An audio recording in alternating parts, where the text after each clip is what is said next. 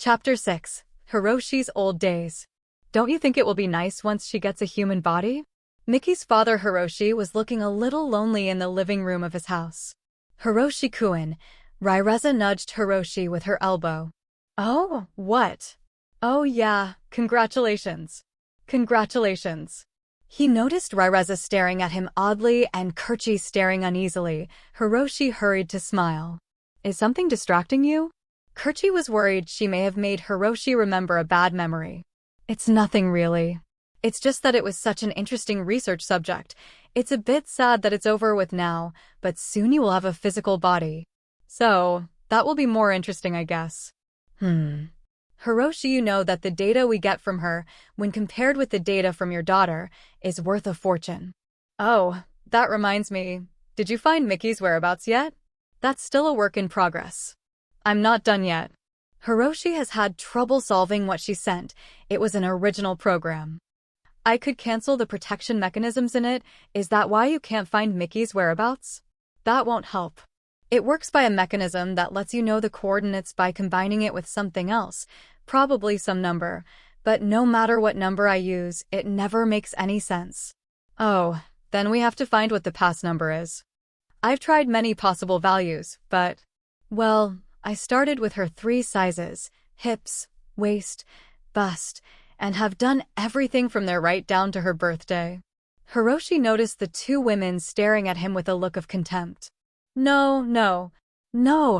It was in the data from her physical examination when she entered the GP Academy. It's not like I knew because I took her measurements secretly. Oh, is that so? That's good to know. I didn't have to measure that. I know the growth of my daughter. The facial expressions of Raireza and Kirchi relaxed. I was surprised that I was so surprisingly respectable, but well. Ha ha ha. Hiroshi murmured more than he should have. The 2 women had on steep expressions again. And so, none of the figures I've put in have yielded results. Hiroshi, who was seated on the floor, finished talking. But we have her location narrowed down by 10% for now, but it's still under investigation. We're still tracking Tarrant and his stakeholders, and thanks to that we have been able to exclude quite a few possible places. Still, Hiroshi, don't you think it'll be faster if you just solve for the coordinates? Raireza said. Hiroshi remained silent. I see. Kirchi, who still felt that Miki was kicked out of NB because she was there, felt sad. I might be misunderstanding something about the needed input, but until I figure it out, that possibility is as good as zero. Until then, I'd rather focus on happy news like Kirchi's. Yes, it's good news. I think it'll be a good change for me, Kirchi said brightly. Anyway, in regard to this matter, Jurai will do a full backup of you, so after that, Hiroshi, it's up to you, and then afterwards Kirchi will introduce you to Seina. Yes, I understand, thank you, Kirchi said brightly. On the way home from Kirchi's house, Hiroshi looked back over his shoulder at her house. You're like a father leaving his grown-up daughter to make a life on her own, Hiroshi, Raireza said. Hiroshi blushed. There was no doubt that Kirchi overlapped the figure of his daughter Miki in his mind, and if she ended up with Seina, it would only complicate that matter in his mind. We'll have to have all our meetings at my house now, since she will be a real person now. But I have to work. Don't be so uptight. If you don't loosen up, you'll never get any results once you get stuck in a rut. You don't want that now, do you? Raireza grabbed Hiroshi by the arm. He began to pull hard to try and get away. Wait a moment. Not now, I'm still at work. Tenio, Hiroshi and I are leaving early today. See you later. Raireza returned to the real world and grabbed Hiroshi and dragged him out of Eri's workshop with her. Hakurio and Tenio looked up at them shortly before returning to work. The staff, accustomed to Eri's behavior, were also a bit surprised at Rariza's intrusion, but after the storm passed by, they returned to their usual everyday routine as if nothing had happened. Raireza launched Hiroshi into an open-top convertible car in the parking lot. She hopped in the driver's seat and started the car with an elegant maneuver. Oh, what is that in the back?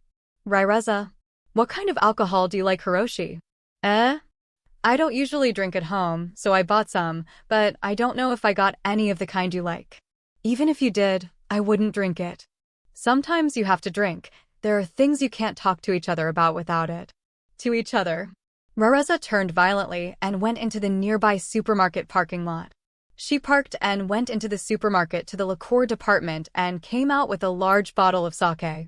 She headed straight to the section handling high-end liquor where specialized advisors were waiting. Hey, Rareza. What are you doing? Hiroshi was a little confused.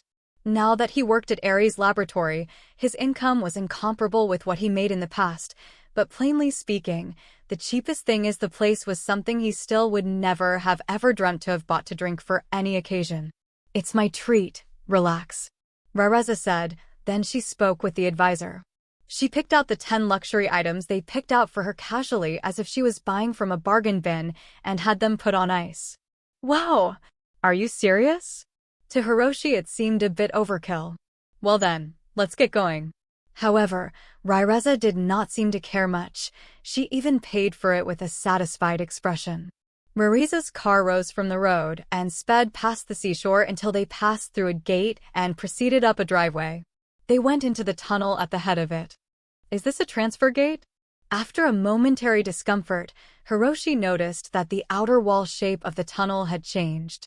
As they proceeded, they found themselves in an underground parking lot where lots of luxury cars were parked. Hey Rareza, why didn't you have the sake transferred directly to your place? Hiroshi said, lifting the sealed case containing the liquor out of the back seat. Because there was a weight relief levitator, he didn't feel the weight, but because of the price he was still worried about it being damaged. Because the taste of sake will be ruined if you transfer it. It was a kind of drinker's urban legend. If the taste of sake changed with transferring people and other things would be impossible, and they were technically transferred going into the tunnel, it was more just tradition to take it home yourself. Here we are. After Hiroshi's biometric registration was completed, they went through the door of the elevator, which opened suddenly. The elevator began moving to the top floor at once without stopping at any other floor. Wow, a penthouse. You must make a lot. This whole thing is my house. The other floors are just research facilities or warehouses. Then what's with all the luxury cars in the parking lot? You can have one if you want it, or you can just drive it in my name if you like. No way. I can't drive such a car. I'd be terrified of something going wrong. I'm terrified even driving a used car. Also, one of the reasons why he declined the proposal was that he was concerned about the taxes on transferring ownership of the car. Oh! Upon arriving at the top floor, the elevator door opened. The distinct smell of old books wafted in. The floor was marble and all around the walls were shelves, as if they had walked into a library. There were also exhibition cases with old books beautifully lined up, showing off books so that the cover and the illustration of the inside were beautiful was displayed. You have a lot of books. In this era, it was natural that books were converted into data and accessed via a central data bank. Books of all countries belonging to the Galactic Federation could be read from anywhere. Of course, if you downloaded the data, you could read it anywhere in the universe. It was not even necessary to read a book. You could put the data directly into your memory. Just having it as data, you couldn't learn it as knowledge. It was just like having a dictionary, so to speak. Although it was in memory, there was no direct link to other information. Although it was possible to do a link between information to some extent automatically, it was impossible to use it unless it was customized to your own preferences. In other words, it filtered out all the stuff you wouldn't care about. It was like a form of speed reading. You couldn't really grasp it until you fully looked it over to gain a true sense of knowledge. Reading a book used all 5 senses and was still the most effective way to learn. Almost everyone, as a child, as part of their education, had once read a book, but most people did so in the form of a monitor which displayed like a book in 3 dimensions. And old-fashioned paper books were precious antiques. The books here were worth a fortune. Hiroshi, over here. Passing through a corridor of what looked like a museum full of books, they arrived in the kitchen. Although it was small in relation to the house, it was a kitchen large enough to fit a family. There was a central workbench with a reservoir that automatically sorted purchased ingredients and preserved them in an appropriate environment. Since it indexed items and their quantity, there was no need to worry about forgetting to buy something or running out of supplies. It could also be used to cook food automatically, so there was no need to go shopping or cooking as long as it was set to do things. Just wait, and it made freshly cooked dishes. However, there were a surprising number of people who still went shopping by themselves and cooked. Especially for people in the universe who had much longer lives than Earthlings, there were things that caused serious mental aging problems which could be thought of as adult diseases of the spirit. It could be said that for Ryreza, buying food and alcohol and bringing it home and cooking it was a small act of reaffirming her existence. Can you help me out a little? Ryreza put on an apron and began to cook with a familiar look. Of course, of course. He would feel guilty if he didn't help because the liqueur was so expensive. He also loved the sight of Ryreza in an apron, but didn't want to keep sitting around fixating on her. This is a magnificent view. After the food was cooked and plated, Hiroshi went to the living room with Ryreza. There were books there too, but Hiroshi was fixated on the huge window like it was a movie screen. From it the scenery of a deep mountain valley spread. The leaves of the trees had started to turn colors and a river flowed gently outside. It was the perfect room for reading books. So, you get all 4 seasons? In spring there's snow kasumis blossoming, in summer it's dark green outside, autumn has autumn leaves, and winter it's a snowy landscape. It is a good place to get away from the hustle and bustle of life. Ryreza then sat down in a chair with a table across from it. Well, let's first make a toast. Ryreza pulled the cork from a bottle of liquor and poured it into a champagne glass. He took a glass from her carefully and they clanked theirs together. The chilling sound of the glass echoed. Hiroshi drank it down quickly in order to calm his tense nerves. How is it? Oh well. I don't know how to describe it. I've never drunk this high a quality of liquor before. I'm surprised it's so astringent. The synthesis technology of the Academy is elaborate, so anything can be delicious even if it's cheap sake, and if there is a difference in price, it's cause of the way it was made or because of who it's marketed towards. It's more to give the buyer a sense of self-satisfaction. Some people just like how expensive liquor feels. Well, I guess it's like the difference in having a prototype versus a mass-produced item. The alcohol that I always drink is flat, and it feels like everyone could afford it, but this has a bit of a kick. He said, taking a slow drink of the refilled glass Ryreza poured him. But yeah, it's definitely delicious. That's more important than anything. Come on now, let's drink up. Delicious cuisine and delicious sake. When you combine it with beautiful scenery and a beautiful girl, it's like paradise on earth. I hope there's not a price to pay for all this, ha ha ha. Hiroshi was drunk now. Well maybe. I'd like to ask you for your life story as payment. What? Mine? You can just keep it limited to what happened once you got to the Academy.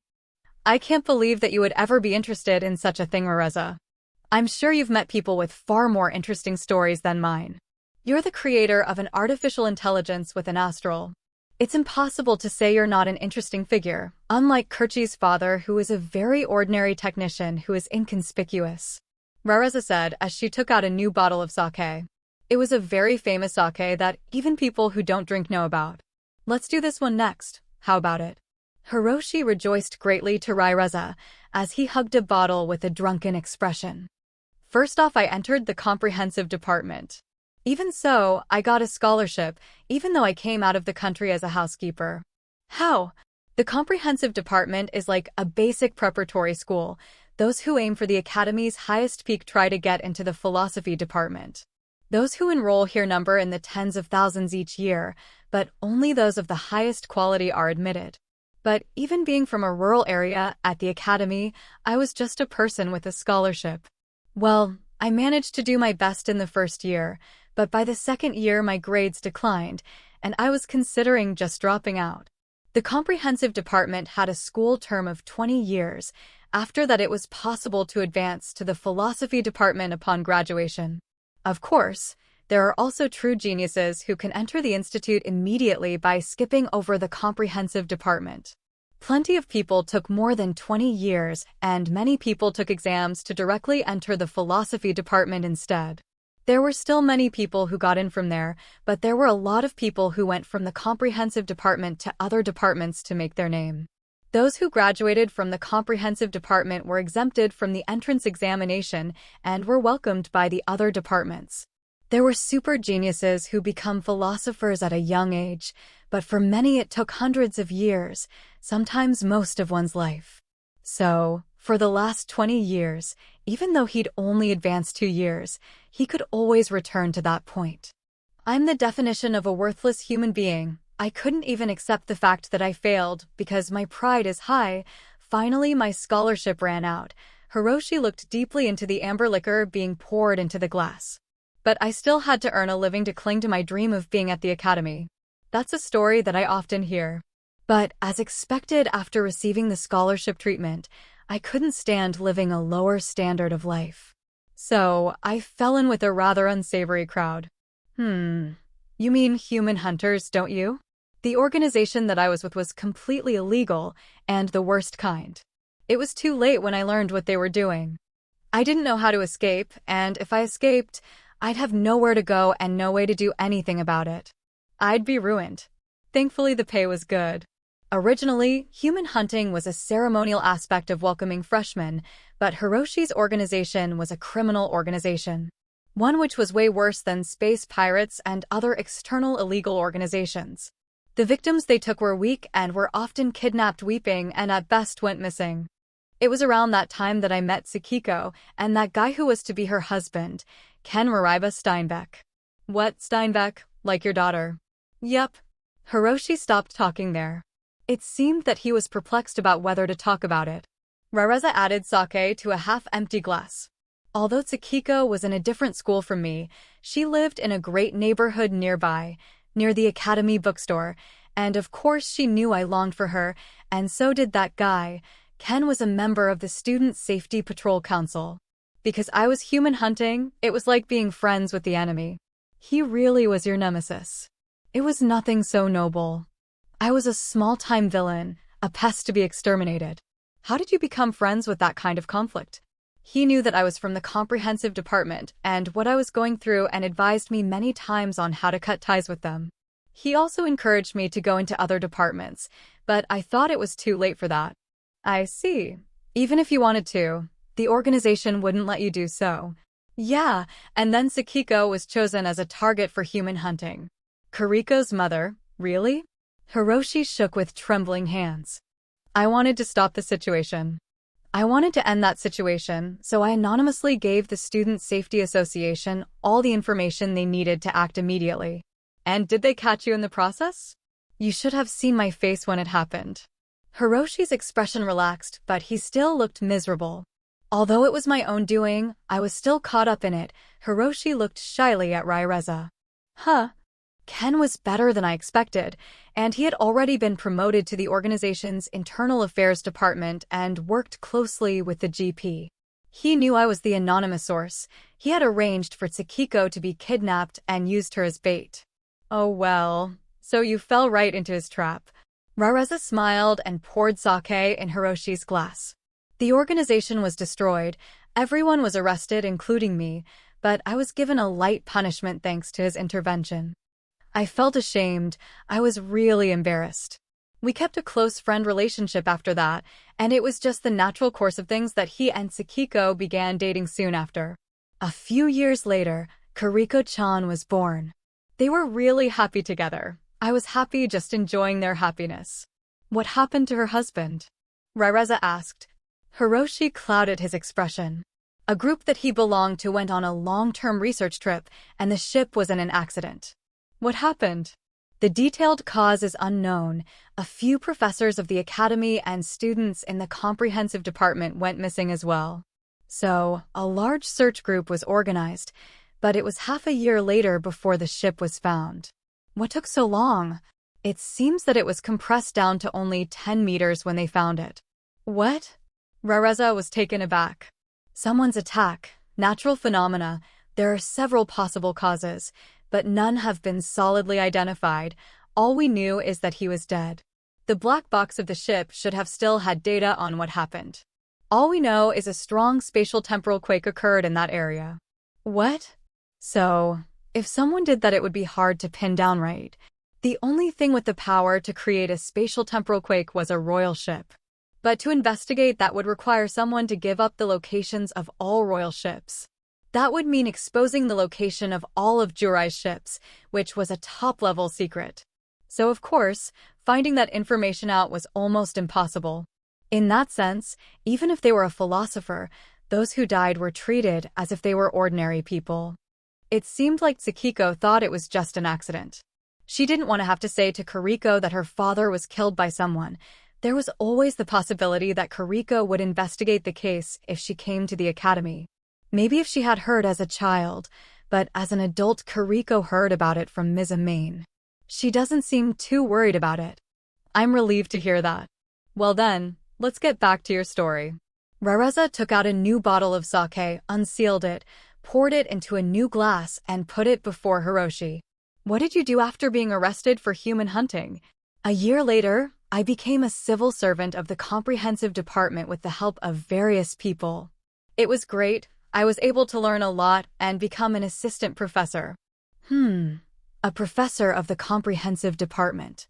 Oh, somehow life and my studies came together easily after that, and it was a lot of fun for the next few years. But then that accident happened. So, why didn't you comfort Tsukiko when it happened? She had a lot of other friends she could depend on. And by then, I already had Miki. That's not going too well for you now, is it? It's been better. Rareza poured the liquor with a wry smile as if comforting Hiroshi. Even so, you made an AI with an astral with Miki, didn't you? But you never published anything about it. Wasn't it expensive to get things taken care of for Miki? Yes. And the money I got from when I was human hunting was almost untouchable. I was afraid to use it. Nevertheless, about 10% disappeared into my living expenses. I thought to make a donation somewhere after the end of my sentence. But if it was for Miki, I figured it was okay to use it. I tried my best to let her see pictures of Tsukiko. How did you explain to Miki about her mother? I haven't said much. I decided to tell her she died in an accident and that she was an orphan with no relatives. I didn't have pictures or video, or even know her date of birth. I didn't teach her any of that information, which is usually needed for students coming to the academy. Miki-chan was the top in her class and seemed to be pretty clever from the way she handed the data to Kirchi-chan. She's a very intelligent child. When Miki was small, was not having a mother hard on her? Did she miss her mother? Yeah, Hiroshi remembered that time. I just told her, just look at her own figure in the mirror. Because she looked very much like her mother. Then Miki started talking to the mirror. The only thing she knew was the date of her death. The date of her death? Hiroshi looked at Rareza. Even though I could justify not knowing her date of birth, it was impossible for me not to know the date of her death. I chose the day when Tsukiko returned to the Earth, the day when I saw her last. I didn't want to, but Miki asked me. Hey, what are you doing? How stupid I've been. That's the most important date for Miki. How could I have forgotten? Do you mean? Rareza realized the meaning of Hiroshi's words. Hiroshi launched a monitor and launched the email left by Miki that had tormented him every day. He entered the date he had last seen Tsukiko. Then, Dad, a recorded hologram of Miki started being shown with the numerals of the coordinates. Miki, that was it after all. Hiroshi cried at seeing Miki's appearance after such a long time. I have no time, so I'll only say one thing. Hiroshi looked at Miki puzzled. You better tell me the truth when I return. The expression on Miki was impressive. It was a really scary face. When Miki learned that she was a Pinocchio, she knew everything her father taught her was a lie. Still, Hiroshi had taught her that date was the death of her mother, so it was a date with some meaning, so she used it as the password. Sorry, Miki. Hiroshi hid behind Rareza and bowed repeatedly in apology, until he noticed that Miki's eyes looked anxious. If you think about it, that is a reasonable thing to ask. She was a teenage girl who witnessed Tarrant murder everyone on the ship she was on. When she was captured, she had no idea she was anything but an ordinary person, yet here she was trying to survive and adapt, and Hiroshi could understand that. I have such a cute girl. In Marisa's heart, there was a feeling of wanting to see this parent and child brought back together. She wanted to tell Hiroshi her feelings about him, but first she knew this needed to be done. Hey Hiroshi, we should tell Tenio about this soon. Rareza stood in front of Mickey's picture and pulled Hiroshi off the floor.